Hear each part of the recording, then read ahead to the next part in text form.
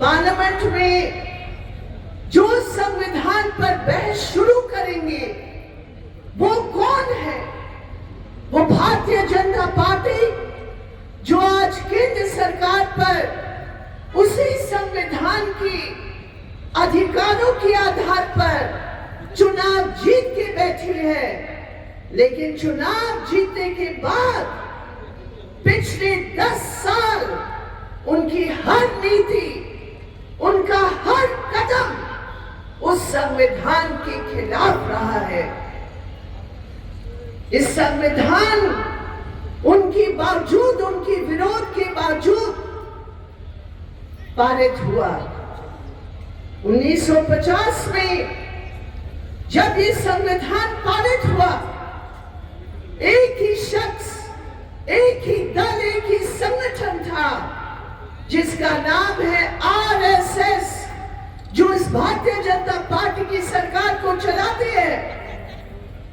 जिस आरएसएस के प्रचारक हमारे देश के प्रधानमंत्री मोदी जी हैं।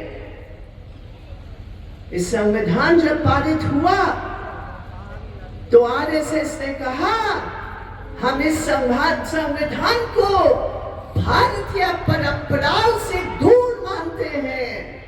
हमारे संविधान में मनुस्मृति होना चाहिए, हमारे संविधान में मनोवादी सोच होना चाहिए और उस आधार पर संविधान बनना चाहिए। मुझे आज बताने की जरूरत नहीं है कि जाति प्रथा का जड़, महिलाओं की विरोधी विचार का जड़, शोषण को आगे बढ़ाने का जड़ उन तमाम स्थितियों में है जो आज भारतीय जनता पार्टी हमारे देश की संविधान को बदलने के प्रयास करके उसको थोपने का प्रयास करना चाह रहे हैं। तो जैसे मैंने कहा, आज हमारे देश की ट्रेजेडी यही है कि देश की सरकार की जिम्मेदारी उन हाथों में है जो इस देश के संविधान को स्वीकार करते नहीं है, जिनकी पूर्वजों ने हमारे देश के स्वतंत्रता सेनानियों के खिलाफ काम किया, देश के आजादी के संघर्ष के खिलाफ काम किया और ब्रिटिश हुकूमत के सामने झुककर उनके साथ समझौता करने का काम किया। तो आज हमारे सामने, सीपीआईएम के सामने और वो तमाम देशभक्तों के सामने सबसे बड़ी चुनौती ये है कि हमारे देश की संविधान जो बराबरी का अधिकार दिया है, हमारे देश की संविधान जो धर्मनिरपेक्षता का अधिकार के रूप में गारंटी किया है, सामाजिक आर्थिक न्याय के लिए बराबरी का अधिकार दिया है, आज उस संविधान के ऊपर सबसे बड़ा हमला है। हम ये मानते हैं साथियों, ये संविधान में ऐसे स्थान दिया है जिसमें असमानता बढ़ा है। इस संविधान में ऐसा किया था कि जो सामाजिक आर्थिक न्याय के लिए जो इस संविधान का सबसे बड़ा हिस्सा है, उसमें कानूनी रूप नहीं दिया गया। तो ये एक बड़ा संघर्ष है। इस अन्याय के खिलाफ, इस असमानता के खिलाफ एक बड़ा संघर्ष है। इस संविधान को और मजबूत करने के लिए, ताकि समाजवाद केवल शब्द न रहे, इस संविधान को मजदूर किसानों की अधिकारों को और मजबूत करने के लिए हमारा संघर्ष हमें बरकरार रखना है। लेकिन बांग्लादेश में जो कुछ हो रहा है, हमारी पार्टी ने बिल्कुल स्पष्ट रूप में कहा कि ये केंद्र सरकार की जिम्मेदारी है कि वो तुरंत वहाँ बातचीत करके जो वहाँ माइनॉरिटीज़ है, जो हिंदू अल्पसंख्यक है, वहाँ उनकी हिफाजत के लिए, उनके अधिकारों की रक्षा के लिए हमें हर कदम उठाने की ज़रूरत है।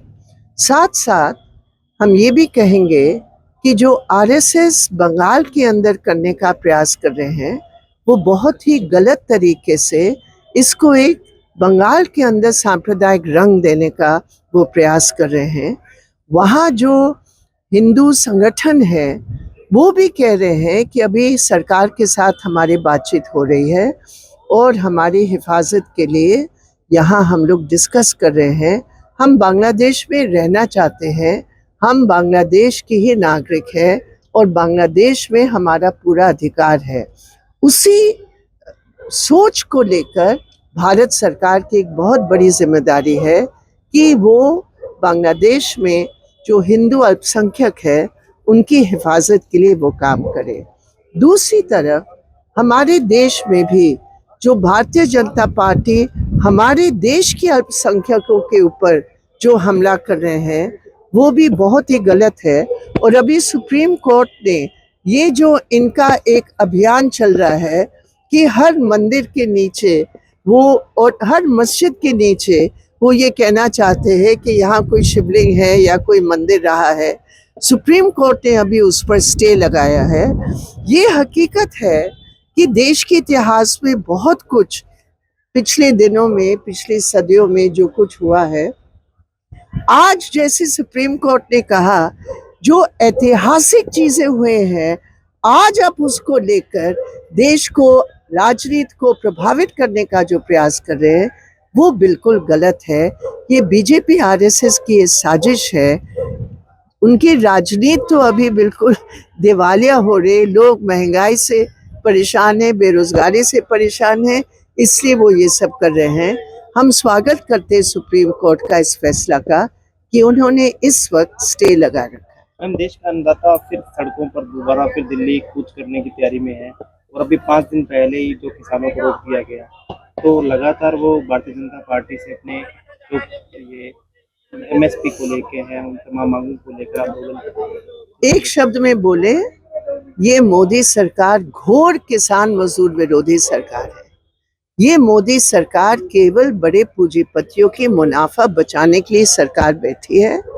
एक तरफ वो काम करे और दूसरी तरफ मनोवादी सोच को लेकर आगे बढ़े। किसान, मजदूर, महिलाएं, नौजवान, छात्र के लिए इनका कुछ भी, कोई भी एजेंडा नहीं है सिवाय इसके कि कैसे हम विभाजन करके राज करें। ब्रिटिश राज जिसके साथ इनकी पूर्वज थे, उन्हीं के स्लोगन को लेकर आज मोदी आरएसएस काम कर रहे हैं।